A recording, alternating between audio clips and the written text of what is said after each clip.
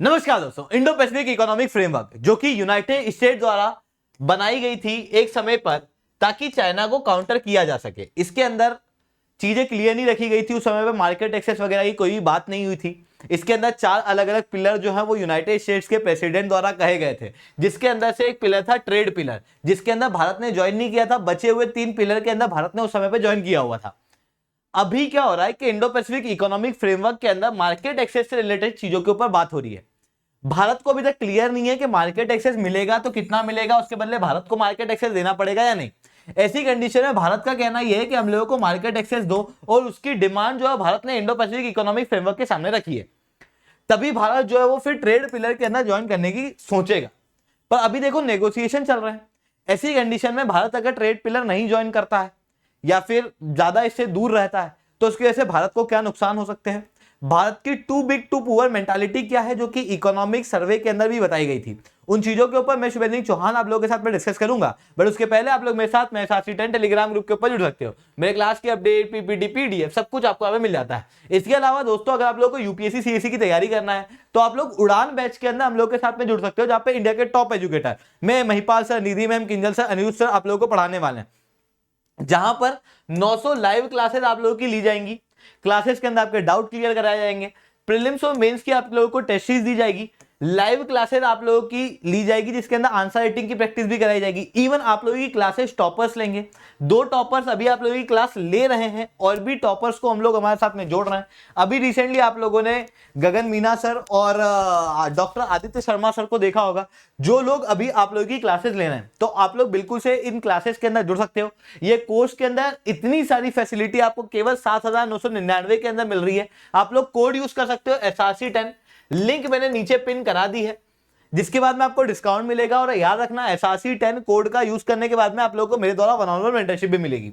दोस्तों 17 तारीख वो तारीख है जब ये बैच शुरू हो रही है। उसके पहले पहले आप लोग कोर्स ले लो, क्योंकि परसों से ये बैच शुरू हो रही है।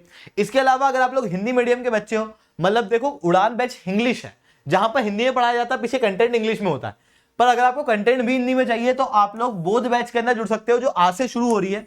इसके अंदर भी यही सारी फैसिलिटी। कोड SRC10 यूज करोगे तो आप लोगों को डिस्काउंट मिलेंगे, साथ में मेरे द्वारा 1-on-1 मेंटरशिप मिलेगी। नीचे लिंक मैंने पिन करा दी है। इन दोनों बैचेस के अंदर हम लोग सब कुछ पढ़ाएंगे, GS 1 2 3 4, CSET, ऐसे सब कुछ। बट यहाँ पर ऑप्शनल आप लोगों का कवर नहीं होगा। ऑप्शनल अगर आप लोगों को कवर करना है तो उसके लिए आपको अलग से कोर्स लेना पड़ेगा। ज्योग्राफी और PSIR का ऑप्शनल अभी हम लोगों के पास में अवेलेबल है, और हिस्ट्री वगैरह सोशियोलॉजी के ऑप्शन जो है वो हम लोग धीरे धीरे करके ऑनबोर्ड करेंगे। 15 जुलाई से PSIR का ऑप्शन शुरू, 15 अगस्त से ये शुरू हो रहा है। इसके अंदर भी इनरोल करना है तो आपको 7,999 पे करने होंगे। नीचे लिंक मैंने पिन कर दी है। कॉम्बो पैक अगर आप लोगों को लेना है, जिसमें आपको ऑप्शनली मिल जाए और आपको GS का भी पोर्शन मिल जाए, तो आपको 14,999 मिलेगा। नीचे लिंक मैंने पिन करा दी है। ठीक है, चलिए दोस्तों, आप समझने का प्रयास करते हैं हुआ क्या। देखो हुआ ये था कि यहाँ पर आप देखना कि इंडो पैसिफिक रीजन के अंदर 2 इकोनॉमिक पार्टनरशिप है, जिसमें है ट्रांस पैसिफिक पार्टनरशिप, जो एक फ्री ट्रेड एग्रीमेंट के रूप में है। कई सारे देश आपस में व्यापार कर रहे थे। इसके अंदर US ने अपने आप को बाहर निकाल दिया था। दूसरी है RCEP। यहां पर ये इंडिया लिखा हुआ है, but India is not part of RCEP, क्योंकि भारत ने अपने आप को RCEP से बाहर निकाल दिया था। ऐसी कंडीशन में US ना RCEP का भाग था, न ट्रांस पैसिफिक पार्टनरशिप का, और US इन देशों के साथ में इकोनॉमिक कॉपरेशन नहीं कर पा रहा था। वहीं चाइना जो है वो RCEP के तहत इन देशों के साथ में इंडो पैसिफिक रीजन के अंदर इकोनॉमिक लेवल पे बहुत अच्छे से पार्टनरशिप निभा रहा था। ऐसी कंडीशन में US और चाइना के बीच में ऑलरेडी कंपटीशन चल रहा था, ट्रेड वॉर वगैरह चल रहे थे। इस कारण से US ने सोचा है क्यों ना अगर हम लोग एक नई पार्टनरशिप बनाएं जो हमारे सेंट्रिक हो और इन देशों के साथ में कोऑपरेट करने में मदद करे। ऐसी कंडीशन में 2022 के अंदर जब टोक्यो के अंदर क्वाड समिट हो रही थी, उस समय पे अलग से यूनाइटेड स्टेट्स के प्रेसिडेंट जो बाइडेन उस समय पर इंडो पैसिफिक इकोनॉमिक फ्रेमवर्क को लॉन्च करते हैं। हालांकि जो इंडो पैसिफिक इकोनॉमिक फ्रेमवर्क उस समय पे लॉन्च होता है, इसके अंदर 13 देश उस समय पे थे, अभी एक और देश जुड़ चुका है, टोटल 14 देश अभी देखने को मिल रहे हैं, जिसके अंदर कोई फ्री ट्रेड एग्रीमेंट नहीं था। इसके अंदर कोई मार्केट एक्सेस नहीं दिया गया था। चीजें क्लियर भी नहीं थी। कहा गया था कि सारी चीजों के ऊपर नेगोशिएशन करेंगे, पर ब्रॉडली 4 पिलर बताए गए थे। पहला था ट्रेड पिलर, दूसरा था सप्लाई चेन, तीसरा था इकोनॉमी और चौथा था फेयर इकोनॉमी। भारत 3 पिलर का भाग है, सेकंड, थर्ड और फोर्थ, पर पहले पिलर का भाग नहीं, यानी कि ट्रेड पिलर का भाग नहीं है। याद रखना कि जो इंडो पैसिफिक इकोनॉमिक फ्रेमवर्क है, इसके अंदर 40 प्रतिशत वर्ल्ड की जीडीपी होल्ड करने वाले देश हैं। वहीं जो देश हैं वो 28% ऑफ वर्ल्ड का ट्रेड और इन गुड्स एंड सर्विस जो है वो कंट्रोल करते हैं। अब देखो भारत ने क्या किया, यहाँ पे ट्रेड पिलर ज्वाइन नहीं किया हुआ, भारत ने आरसेप के अंदर से भी अपने आप को बाहर निकाल लिया था। अब इन चीजों की वजह से भारत को क्या दिक्कत होती हुई दिखाई दे रही है, देखो चाइना जो है वो आरसेप को ज्वाइन कर रहा था, जिसके कारण से भारत ने कहा कि यार चाइना जो है अगर उसके साथ में हम लोग फ्री ट्रेड एग्रीमेंट कर लेंगे तो चाइना का सामान सस्ते दामों में भारत के मार्केट में फ्लड कर जाएगा। इवन फिर हम लोग की दिक्कत ऑस्ट्रेलिया और न्यूजीलैंड से भी थी, क्योंकि ये डेयरी प्रोडक्ट सॉलिड फॉर्म में बहुत अच्छा बनाते हैं, भारत लिक्विड डेयरी प्रोडक्ट अच्छा बनाता है, तो इनके डेयरी प्रोडक्ट लॉन्ग टर्म हैं जो क्या कर सकते हैं, भारत के मार्केट को इफेक्ट कर सकते हैं। ऐसी कंडीशन में भारत ने कहा कि या तो नेगोशिएशन में कुछ चेंजेस करो या फिर हम लोग आरसेप का भाग नहीं होंगे। नेगोशिएशन में चेंजेस नहीं हुए, जिसके बाद में भारत ने अपने आप को आरसेप से निकाल लिया था। पर यहां पर दिक्कत क्या है, आप समझना, आरसेप के अंदर अभी देश आपस में कोऑपरेट कर रहे हैं, जो आपको इस इमेज के अंदर क्लियरली दिखाई दे रहे हैं, जो आपस में फ्री ट्रेड एग्रीमेंट कर रहे हैं। इन देशों के अंदर चाइना का सामान फ्री ऑफ कॉस्ट एंटर कर रहा है, पर भारत के ऊपर टैरिफ लग रहे हैं, और इवन दूसरे देशों का मार्केट, दूसरे देशों का सामान भी free of cost, free tariff free enter कर रहा है, पर भारत के ऊपर टैरिफ लग रहा है। तो भारत क्या इन देशों के मार्केट के अंदर कॉम्पीट कर पाएगा क्या? वो कॉम्पीट नहीं कर पाएगा, तो जमाना कंपटीशन का देखो, जिसके अंदर क्या होगा, दूसरे देश जो है भारत से एक्सपोर्ट के मामले में आगे निकल जाएंगे।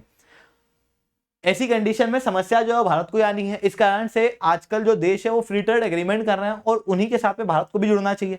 तो भारत जो है वो आरसेप के अंदर उस समय पे नहीं जुड़ा था, जिसके बाद में Bharat bilaterally free trade agreement कर रहा है। जैसे यूनाइटेड किंगडम के साथ में हमारे नेगोशिएशन चल रहा है, कनाडा के साथ में, यूरोपियन यूनियन के साथ में, इनके साथ में हमारे नेगोशिएशन चल रहे हैं, चीजें अभी तक फाइनलाइज नहीं हुई, ठीक है।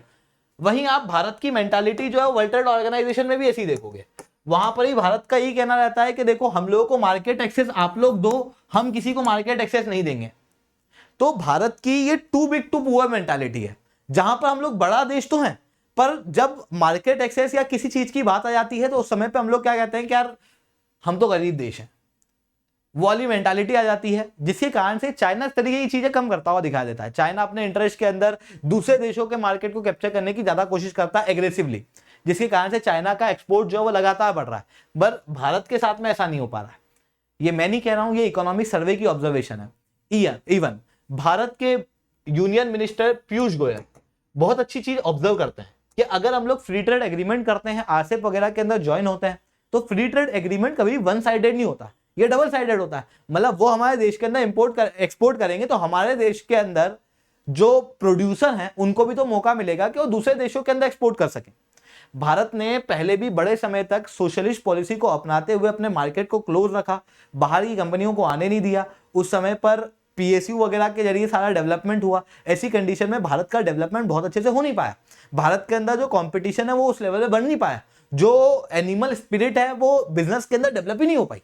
ऐसी कंडीशन में ये जो फ्री ट्रेड एग्रीमेंट है ये कंपटीशन बढ़ा सकते हैं, ये और भी सारी चीजें कर सकते हैं, ऐसा इकोनॉमिक सर्वे का ऑब्जर्वेशन है, जिसके कारण से भारत को जो है वो इस तरीके के फ्री ट्रेड एग्रीमेंट वगैरह के अंदर जुड़ना चाहिए, बट भारत जो है वो जुड़ा नहीं। इवन यहां पर भी आप देखोगे तो इंडो पैसिफिक इकोनॉमिक फ्रेमवर्क के अंदर कोई फ्री ट्रेड एग्रीमेंट था भी नहीं, मार्केट एक्सेस की बात भी नहीं थी, जिसके बाद में भी भारत ने जो है वो इसके अंदर ट्रेड पिलर को ज्वाइन नहीं किया। कारण ये था क्योंकि एनवायरमेंट के और लेबर लॉ की जितनी भी चीजें थी वो काफी ज्यादा स्ट्रिंजेंट थी। ऐसी कंडीशन में भारत ने अपने आप को ट्रेड पिलर से अलग रख लिया। बट अब हुआ क्या कि यूएस के अंदर जो मार्केट एक्सेस है उसके नेगोशिएशन जो है वो थर्ड पिलर के लिए शुरू हो गए, मतलब ट्रेड पिलर के लिए शुरू हो गए। और जब ट्रेड पिलर के लिए मार्केट एक्सेस की बात आई तो उस समय पर भारत को चाहिए कि यार हम लोगों को ये मार्केट एक्सेस मिलना चाहिए, क्योंकि यूएस का मार्केट एक्सेस अपने आप में गोल्ड माइन है। क्यों? क्योंकि यूएस का मार्केट एक्सेस अगर मिलता है तो उसके साथ में यूएस के अंदर ज्यादा व्यापार होता है, और ज्यादा व्यापार मतलब यूएस से ज्यादा डॉलर मिलेगा, और डॉलर मिलेगा यानी कि क्या है, ग्लोबल रिजर्व करेंसी जो है वो हमारे पास में ज्यादा हो जाएगी, जिसका वेटेज जो है वो ग्लोबल रिजर्व के फॉर्म में बहुत ज्यादा है। ऐसी कंडीशन में हर देश जो है वो यूएस के अंदर मार्केट एक्सेस जो है वो लेना चाहता है। ऐसी कंडीशन में भारत का कहना यह है कि हम लोगों को अच्छा मार्केट एक्सेस दो, अगर हमको ज्यादा मार्केट एक्सेस दोगे तो फिर हम लोग ट्रेड पिलर ज्वाइन हो सकते हैं, नहीं तो नहीं होंगे। बट अभी नेगोशिएशन चल रहे हैं, भारत जो है वो यहाँ पर ऑब्जर्वर मेंबर के रूप में ट्रेड पिलर के अंदर जुड़ा हुआ है। बट अगर भारत जल्दी ही इन चीजों के अंदर नहीं जुड़ेगा तो भारत जो है वो ट्रेड के मामले में पीछे रह जाएगा, क्योंकि आप समझना कंपटीशन का जमाना है, दूसरे देश जो है वो फ्री ट्रेड एग्रीमेंट कर रहे हैं, बायलेटरली नहीं मल्टीलेटरली कर रहे हैं।